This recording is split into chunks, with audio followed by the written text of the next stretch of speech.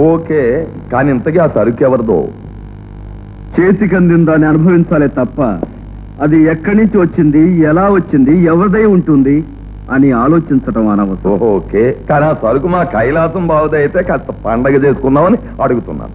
నువ్వు ప్రశ్న అడిగినంత మాత్రాన నేను జవాబు చెప్పాలని ఎక్కడా లేదు. నీ ఇష్టం వచ్చినట్టు ఊహించుకుని పండగే చేసుకుంటావో ఉత్సవమే చేసుకుంటావో అది నాకు అనవసరం. ముందు నాకు రావాల్సిన పడే.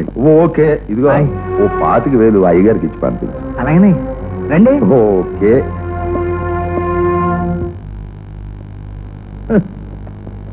బావా, ఏంటి బావా? ఎంత పని జరిగిందో విన్నావా? ఏమైంది బావా? నా సారా లారీ దారిలో ఆపి ఎవడో కొట్టుకుపోయాడు బావా. అయ్యయ్యో బావా, నీకెంత కష్టం వచ్చింది బావా. Cool drink. ఏమిటి? నా సారా లారీ ఎవడో కొట్టుకుపోయి నేను పక్కనే రోడ్డును పడితే నీ కూల్ డ్రింక్ సంతోషం.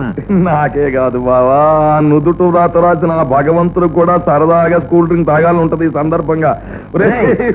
నీకేమైనా బుద్ధి ఉందా? ఏదన్నా బాధ వస్తే ఇతనితో చెప్పుకోవడం, ఇతనితో చెప్పుకోవడం. బావా, ఆ ఊరికి ఈ ఊరంతో ఈ ఊరికి ఆ ఊరు అంతే. నాకు కష్టం వచ్చినప్పుడు ఇంకా బాగా నవ్వావు నువ్వు. ఇవే 2 కూల్ డ్రింకులు బాగా తాగుతాడు. ఇదిగా 2 కూల్ డ్రింకులు కాదు, 2 విస్కీ బాటిల్స్ కూడా తెచ్చుకు తాగు నాయన. నీకు దండం బాబు, నీకు దండం. రారా బుద్ధిమానులు కదవా, రండి సార్. రారా నాయన.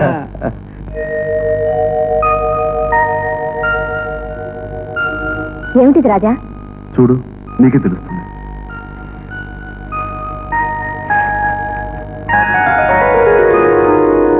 బాకీ డబ్బు చెల్లించి కైలాసం దగ్గర తాకుతున్నా ఇంటికి కాగితాలు తెచ్చారా? అంత డబ్బు. ఇష్టమైన మనుషులు కష్టంలో ఉన్నప్పుడు వాళ్ళకి సహాయం చేయడం వలన మనకు నష్టం లేనప్పుడు చేసేసేమన్నాడు ఓ పెద్ద మనిషి. చేసేసాడు ఈ చిన్న మనిషి. అంటే ఆ బాకీ మీరు తీర్చేశారా? అంత డబ్బు మీకెక్కడిది? మనసు ఉండాలే గాని మార్గాలు 1,00,000 అన్నాడు ఇందాకటి పెద్ద మనిషి. ఆ 1,00,000 ఓ చిన్న మార్గాన్ని ఎన్నుకుని ప్రొసీడయ్యాం, బాకీ తీర్చేశాం. కానీ నేను మీకు ఎవరమని, ఏమవుతామని ఇంత సహాయం చేశారు? కొన్ని ప్రశ్నలకు జవాబులు మాటలతో చెప్పలేం, మనసుతో తప్ప అని అదే పెద్ద మనిషి చెప్పాడు. రాజా, ఒక మనిషిని చూడగానే కలిగిన ఇష్టం ప్రేమ అవునో కాదో చెప్పలేను, కానీ నీ మీద నాకు అలాంటి ఇష్టమే కలిగిందని చెప్పగలను. పాట కలిసి పాడినట్లే బ్రతుకుబాట్లో కూడా నీతో కలిసి నడవాలనిపించింది. ఇంతకాలం ఈ విషయం ఎలా చెప్పాలా అనుకున్నాను. ఎలాగైతే చెప్పేశాను. నేను చేసిన సహాయాన్ని కృతజ్ఞతగా నా మాట ఒప్పుకోమని అడగటం లేదు. నీకు మనస్ఫూర్తిగా ఇష్టం ఉంటేనే ఒప్పుకో. నా ఆశకు రూపం ఈ గులాబీ. ఇక నిర్ణయం నీది.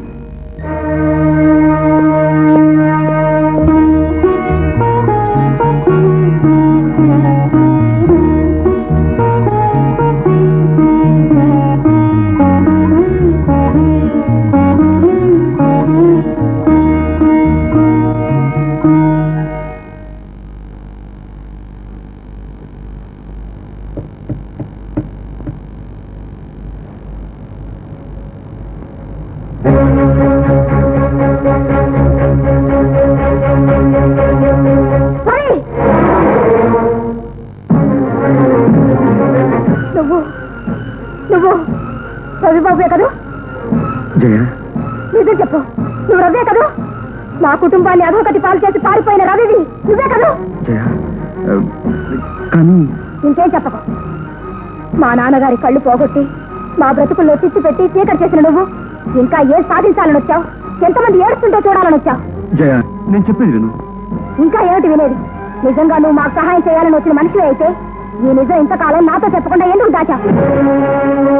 అవునులే, అది తెలిస్తే నిన్ను అసహించుకుంటావని, ద్వేషిస్తావని, దూషిస్తావని చెప్పకుండా దాచావు, అంతే కదా? రాజా పేరుతో మంచివాళ్లా నటిస్తూ అడగకపోయినా ఉపకారం చేస్తూ మా అభిమానం, అనురాగం సంపాదించాలని ఎత్తు వేశావు. నా అదృష్టం బాగుండబట్టి ఇప్పటికైనా నువ్వెవరో నాకు తెలిసింది. ఇప్పుడిప్పుడే నా మనసులో నీ మీద పెరిగే ప్రేమని, అనురాగాన్ని ఈ క్షణంలోనే చేపేశాను. నీలాంటి దుర్మార్గుడికి నా మనసులోనే కాదు, నా ఇంట్లో కూడా స్థానం లేదు. ఇంకొక క్షణం నువ్వు ఇంట్లో ఉండడానికి వీల్లేదు. వెళ్ళు. జయ, I said get out. వెళ్ళిపోతాను జయ, వెళ్ళిపోతాను. ఇన్నేళ్ళు నాన్న వాళ్ళు ఎవరూ లేకుండా ఎడారి లాంటి బ్రతుకులు అనాథగా బ్రతికిన నేను మళ్ళీ అక్కడికే వెళ్ళిపోతాను. కాకపోతే వెళ్లే ముందు అసలు జరిగింది ఏమిటో నీకు చెప్పి మరీ వెళ్తాను. గదిలోంచి కదేవా కాళ్ళు వెరకొట్టేస్తాను. గదిలో పెట్టాలని తెలీదు, నువ్వు మాట్లాడిస్తారట. ఈ రోజంతా వాడికి కూడు నీళ్ళు ఇవ్వద్దు, అప్పుడు కానీ వెతకు బుద్ధి రాదు. పాపం జైకి ఎలా ఉందో, మందేసుకుందో లేదో ఓసారి వెళ్ళి చూసి రావాలి.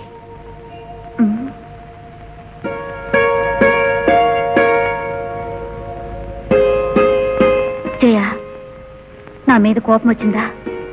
ప్లీజ్ జయ, నేను నిన్ను తొయ్యలేదు. జయ, నువ్వంటే నాకు చాలా ఇష్టం.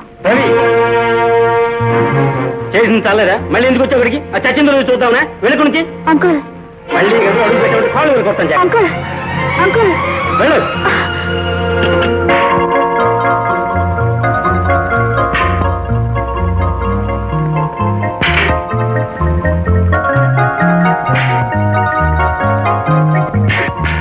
ఓ సింతేనా?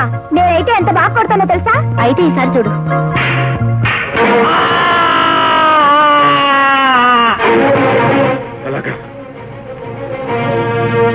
ఏమండి?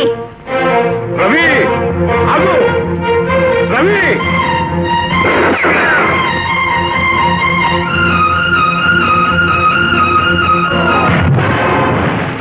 ఇప్పుడు చెప్పు జయ, నువ్వు నమ్ముతున్నట్టు నేను కావాలనే మీ కుటుంబానికి అన్యాయం చేశానంటావా? చెప్పు జయ, చెప్పు. ఇంకా నీకు నా మీద కోపం తగ్గలేదనుకుంటాను. జీవితంలో ఏ ప్రేమకు నోచుకుని మనిషిని కనీసం నాకు ఇష్టమైన నీకైనా దగ్గర అవ్వాలనుకున్నాను.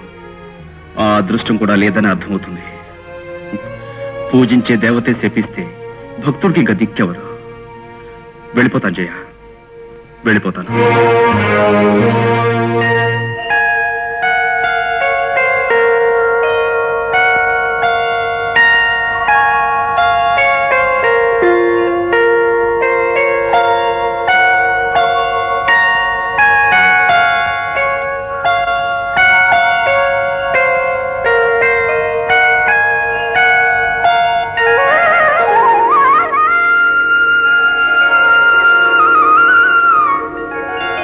జయ, నాన్న, నాకు చూపొచ్చిందమ్మా, చూపొచ్చింది. నాన్న, మిమ్మల్ని మళ్ళీ అన్నాళ్ళకు చూడగలుగుతున్నానమ్మా. డాక్టర్ గారు, మీకు కృతజ్ఞతగా ఇంతకంటే ఏమి ఇచ్చుకోలేను. అమ్మా జయ, ఆపరేషన్ సక్సెస్ఫుల్ గా జరిగింది కనుక నిజం నీకు చెప్పడంలో తప్పులేదనుకుంటాను. నిజమా? ఏమిటి డాక్టర్ గారు అది? నువ్వు కృతజ్ఞతలు చెప్పవలసింది నాకు కాదమ్మా, రాజాకి. అవునమ్మా, నీకు అబద్ధం చెప్పమని ఆపరేషన్కి అయ్యే ఖర్చంతా అతనే భరించి మీ నాన్నగారికి చూపు రావడానికి కారకుడయ్యాడు. ఏమిటి, నీకు దేవి ఫైనాన్సింగ్ కంపెనీలో ఉద్యోగం వచ్చిందా? నిజంగానే అన్నయ్య? అబద్ధం నేను చెప్పొచ్చేమో గానీ నీ చేతిలో ఉన్న అపాయింట్మెంట్ ఆర్డర్ చెప్పలుగా జయ. మరి నువ్వు బిఎస్సీ పాస్ అవ్వలేదు కదా? అది 6 నెలల కిందట మాట.